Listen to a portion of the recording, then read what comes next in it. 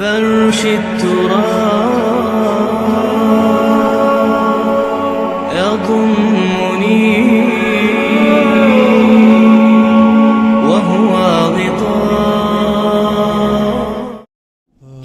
یہ آیت بھی بہت اہم ہے، اس لیے کہ جو مسلمان امتوں کے اندر علماء اور احبار اور صوفیاء، یا آپ ایک لفظ استعمال کریں مذہبی پیشوا، جو بھی ایک طبقہ بن جاتا ہے، اگر ان میں دنیا کی محبت اور مال کی محبت آ جائے، ایک عام کاروباری آدمی ہے، دنیا کا کاروبار کرتا ہے، اب ظاہر بات ہے حلال ذریعے سے کما رہا ہے، اچھا کھائے اچھا پہنے، ٹھیک ہے، کوئی جائیداد بھی بناتا ہے، کوئی حرام کام نہیں ہے، اس کی اولاد کو منتقل ہو جائے گی. لیکن یہ کہ جو شخص دین کی خدمت میں لگا ہوا ہے، اب اسے فرض کیجئے کوئی ہدیہ دے رہا ہے، کوئی اس کو اگر فرض کیجئے تحفہ دے رہا ہے یا کسی طریقے سے، تو دین کے لیے دے رہا ہے.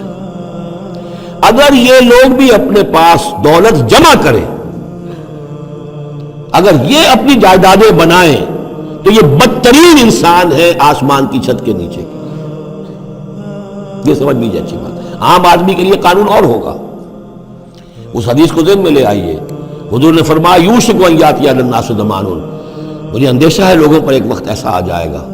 کیسا آ جائے گا؟ لا یبقى من الاسلام الا اسمہ، اسلام میں سے اس کے نام کے سوا کچھ نہیں بچے گا. ولا یبقى من القرآن الا رسمہ، قرآن میں سے اس کے رسم الخط کے سوا کچھ نہیں بچے گا. مساجدہم عامرۃ، ان کی مسجدیں آباد بہت ہوں گی، شاندار ہوں گی. وہی خراب من الہدیٰ، ہدایت سے خالی ہوں گی. وعلماؤہم شر الناس تحت عدیم السماء، اور ان کے علماء آسمان کی چھت کے نیچے کے بدترین انسان ہوں گے. من عندہم تخرج الفتنۃ وفیہم تعود، انہی میں سے فتنہ برآمد ہوگا، انہی میں گھس جائے گا.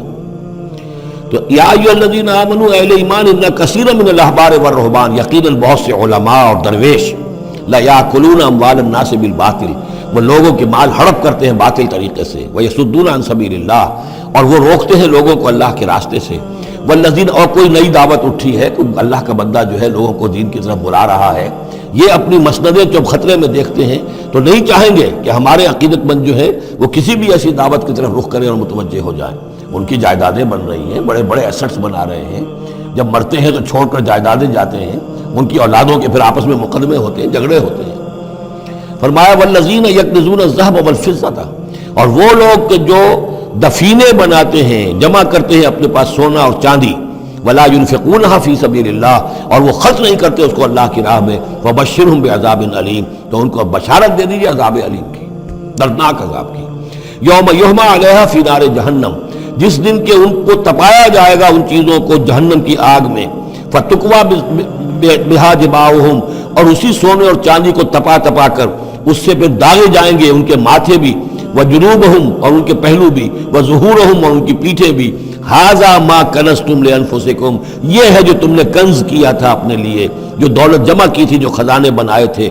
فذوقوا ما کنتم تکنزون، تو اب مزہ چکھو اس کا جو تم نے کنز بنا